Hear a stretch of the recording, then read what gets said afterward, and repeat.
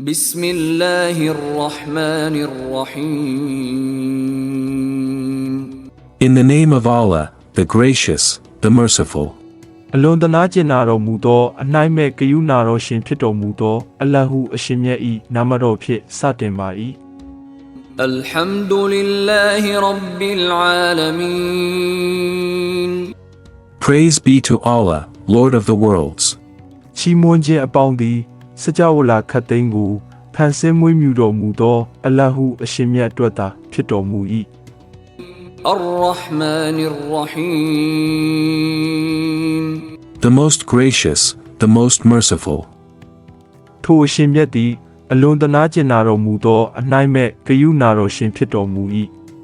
مالك يوم الدين Master of the Day of Judgment. ထိုအရှင်မြတ်သည်ကောင်းကျိုးဆိုးကျိုးအစားပေးတော်မူမည်နေ့ကိုစိုးပိုင်တော်မူသောအရှင်ဖြစ်တော်မူပါသည်إياك نعبد وإياك نستعين It is you we worship, and upon you we call for help. ကျွန်ုပ်တို့သည်အရှင်မြတ်ကိုသာလျှင်ခါဝတ်ကိုးကွယ်ကြပါ၏အရှင်မြတ်ထံ၌သာလျှင်အကူအညီတောင်းခံကြပါ၏ اهدنا الصراط المستقيم Guide us to the straight path. ။အိုအရှင်မြတ်ကျွန်ုပ်တို့အားဖြောင့်မတ်မှန်ကန်သောလမ်းကိုညွှန်ကြားပြသပေးတော်မူပါ။ صراط الذين أنعمت عليهم غير المغضوب عليهم ولا الضالين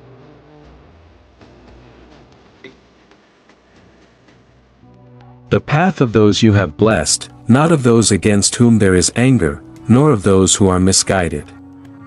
အရှင်မြတ်၏အမျက်တော်ခံရသူများနှင့်လမ်းမသူများ၏လမ်းစဉ်ကိုမဟုတ်ဘဲအရှင်မြတ်၏ကျေးဇူးတော်ကိုခံစားရရှိသူများ၏လမ်းစဉ်ကိုသာလမ်းညွှန်ပြသပေးတော်မူပါ။